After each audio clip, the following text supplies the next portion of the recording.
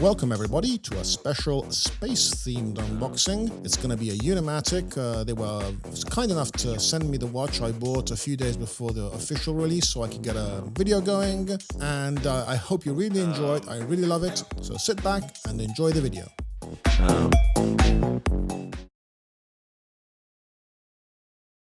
Welcome, watch peeps, to a very special unboxing. This is a limited edition Unimatic, which is being launched today at 5 p.m. This is the time the video is going to be going out, hopefully. And it's up to me to do the unboxing, give you a little run through of the watch. I hope you enjoy it. So I just got this and I'm going to share the experience with you without necessarily cutting my hands off, hopefully. So, oops, there we go.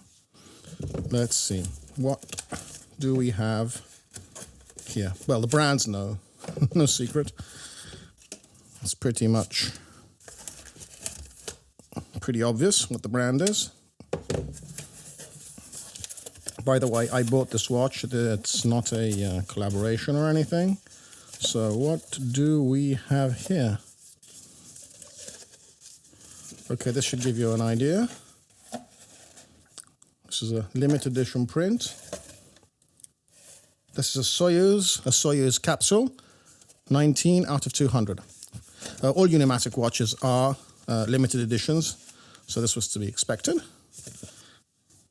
Nice little print. And here is the case.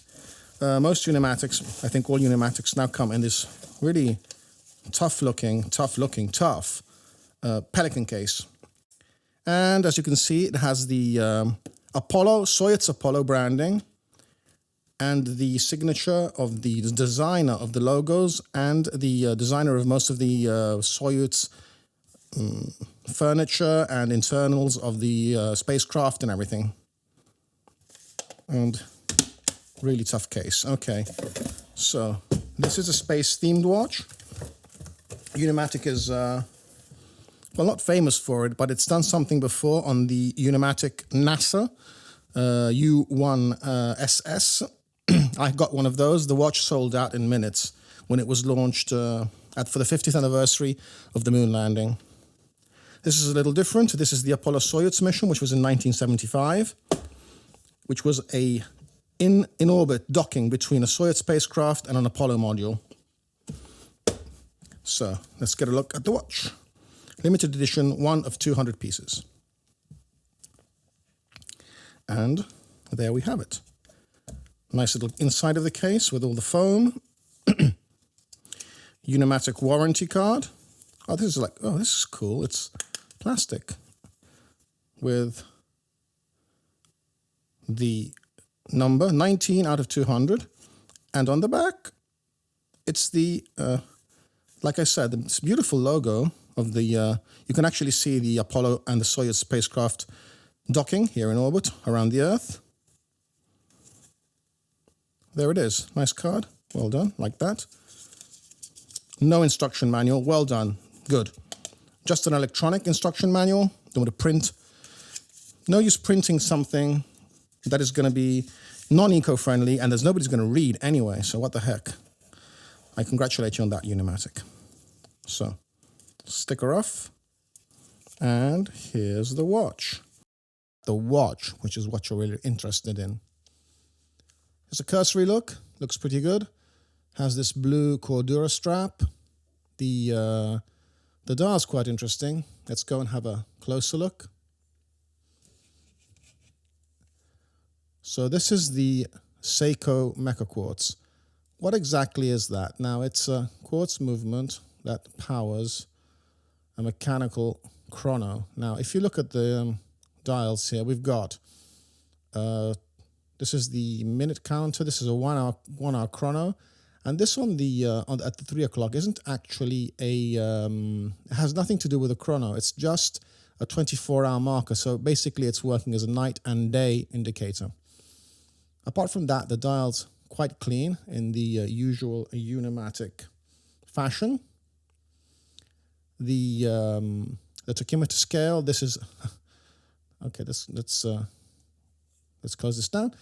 It has a movable, ratchetable unidirectional tachymeter scale, which in my opinion is pretty useless. I mean, this isn't a dive watch, even though it is a 300-meter water resistant. You're not going to be doing any diving with this, but even then, you're not going to be you're not going to be timing anything. You're not going to be timing how fast a fish is going underwater, so no way. But it's a nice gimmick, I suppose. Gives it something. And it's got screw-down pushers, of course. These are made so that you do not push the buttons when you're underwater, even if you ever take it underwater. And there we go. And let's start the chrono. Very smooth movement of the second hand. You'd be fooled into thinking this is actually an automatic movement with such a smooth movement of the second hand, but it's not. It's mecha quartz, and I think these mecha quartz movement don't get the appreciation they should. They're still very precise, and this watch does not have a running seconds hand. So when the chrono's not working, you wouldn't even think it's a quartz watch, because you don't get a ticking second hand. So that's quite cool, in my opinion. A very toolish case, of course, like all Unimatics. Fine brushing all over. No chamfering, no shiny bits, no concession to luxury at all. On the other side, we have the oversized Unimatic crown with the Unimatic logo. And on the back, let's get a look. We have a graphic of of probably what is the docking procedure of the two craft, limited number, and the autograph of the Russian architect of Galina. You can just read there, Galina Balashova.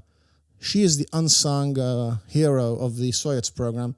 She did a lot of the design for the parts of the insides and the logo, of course, but she didn't get any recognition for it, which is quite sad, to be honest.